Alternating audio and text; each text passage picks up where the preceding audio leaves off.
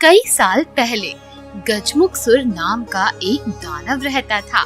वो शिव जी का बहुत बड़ा भक्त था और कई सालों से तपस्या करके उसने शिव जी को प्रसन्न कर दिया। गजमुखासुर, उठो भक्त, तुम्हारी तपस्या से मैं प्रसन्न हुआ। प्रभु, मैं आपका भक्त हूँ, तो अगर आपको मुझे देखकर प्रसन्नता हुई तो मुझे वरदान दीजिए। मांगो गजमुखासुर, क्या चाहिए तुम्हें?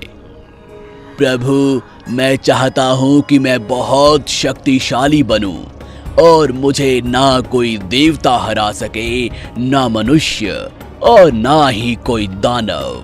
ठीक है, मगर याद रहे, कभी भी अपने इस वरदान का दुरुपयोग मत करना, वरना सभी कहेंगे कि शिवजी के वरदान के कारण गजमुखासुर इस तरह सभी को परेशान कर रहा है।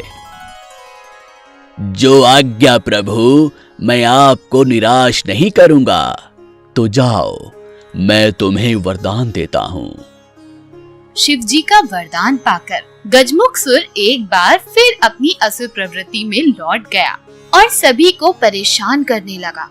कई दिनों तक गजमुखसुर के इस दुर्व्यवहार को देखकर देवता नाराज हुए और शिव जी से मिलने गए। प्रभु, ये क्या कर दिया आपने? मैंने क्या किया? प्रभु, आपने गजमुखासुर को ऐसा वरदान दिया जिसके बाद वो सभी निर्दोष लोगों को भी सता रहा है। पर मैंने तो उसे कहा था कि ऐसा मत करना। प्रभु, आप सच में भोलेनाथ हो।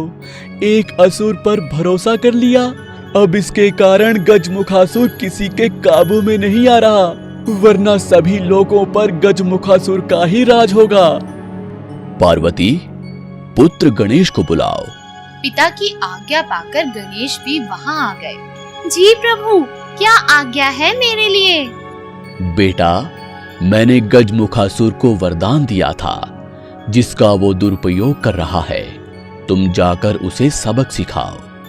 क्या राक्षस गजमुखसुर का सामना करने के लिए आप मेरे बेटे गणेश को भेज रहे हो प्रभु? हाँ, पर गणेश तो नन्हा बालक है, वो कैसे सामना करेगा गजमुखासुर का? तुम सब चिंता मत करो, बस यकीन रखो, मेरा बेटा विघ्नहर्ता है और वो ही गजमुखासुर को उसकी सही जगह दिखाएगा। हो जाएगा। रुकिए, मैं भी साथ चलूंगा और मेरे गण भी। हाँ पुत्र, इन सभी को अपने साथ लेकर जाओ। नहीं, कोई साथ नहीं जाएगा। मेरा बेटा गणेश ही उसके लिए काफी है। ऐसा कहकर शिवजी ने गणेश को आशीर्वाद दे दिया और वहाँ से जाने का आदेश दिया। गणेश भी अपने पिता शिवजी का आदेश पाते ही गजमुखसुर की तलाश में निकल पड़े। गजमुखसुर, कहाँ छुपे बैठे हो? हिम्मत है तो सामने आओ। तुम आओगे मुझसे लड़ने? हाँ, बहुत कर लिए तुमने कमजोर लोगों पर अत्याचार, अब तुम्हें इसकी सजा मिलेगी। तुम सबक सिखाओगे मुझे? जानते नहीं, मैं शिव का भक्त हूँ और मुझे भोलेनाथ ने खुद वरदान दिया है। फिर भय किस बात का? सामने आओ और मेरा सामना करो। गणेश की ललकार सुनकर गजमुखसुर सामने आया और गणेश पर वार करने लगा। रुको, मैं तुम्हें सबक सिखाऊंगा। गजमुखसुर, तुमने सभी को बहुत सताया है, मैं अभी तुम्हें सबक सिखाता हूँ। ऐसा कहकर गणेश गजमुखसुर से लड़ने लगे। काफी देर तक लड़ने के बाद भी वो गणेश को हरा नहीं पाए। मुझे तो भोलेनाथ ने वरदान दिया है, फिर भी मैं गणेश को क्यों नहीं हरा पा रहा हूँ?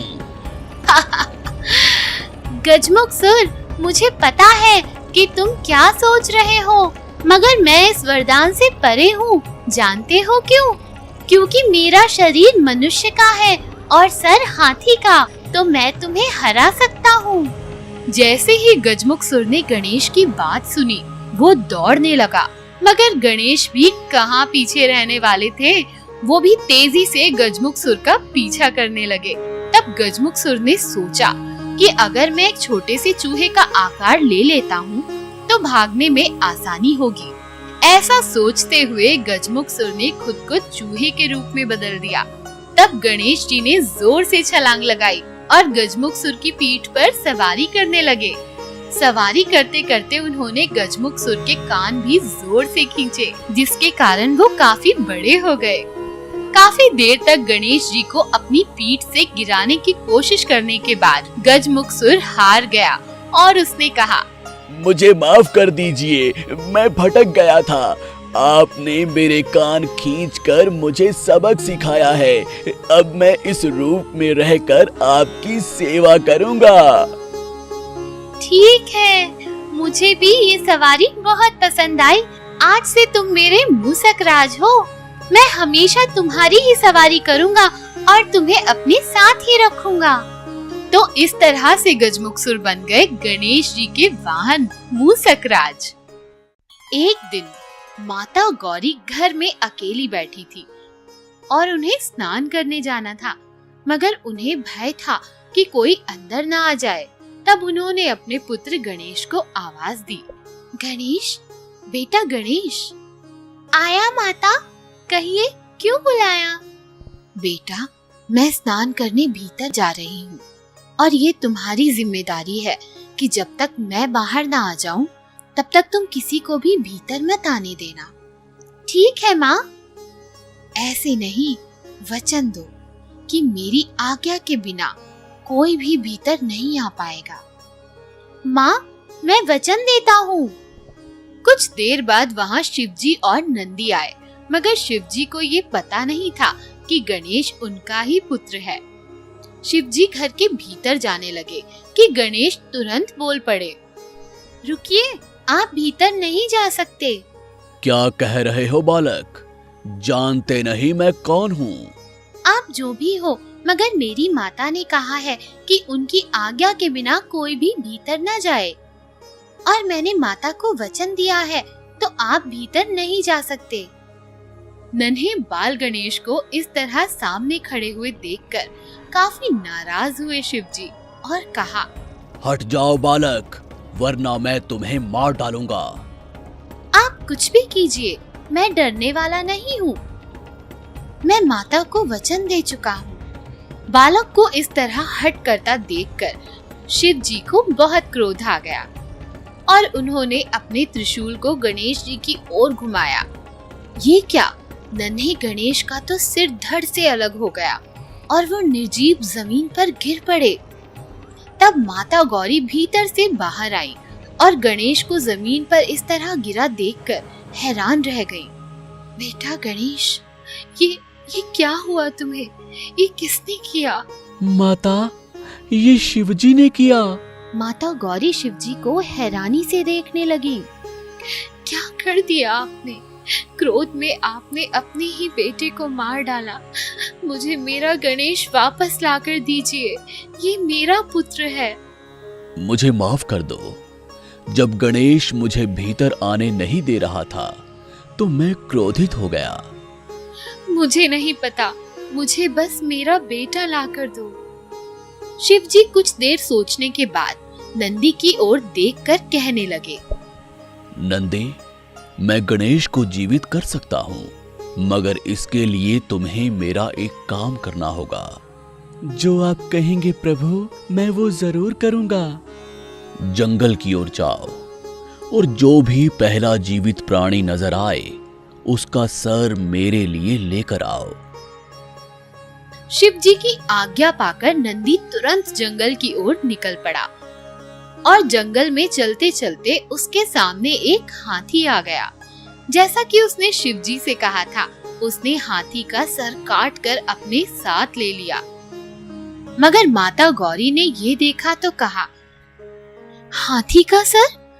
इसे देखकर तो सभी मेरे पुत्र का मजाक उड़ाएंगे। तुम चिंता मत करो, हमारा बेटा बहुत निडर है और आज मैं उसे वरदान देता हूँ कि आज से सभी इसे विघ्नहर्ता कहेंगे और कोई भी शुभ कार्य करने से पहले सभी को इसका नमन करना होगा। ठीक है, जैसा आप ठीक समझे। शिव जी ने अपनी शक्तियों से गणेश के शव पर हाथी का सर जोड़ दिया और उस दिन से हुआ हमारे विघ्नहर्ता श्री गणेश जी का जन्म।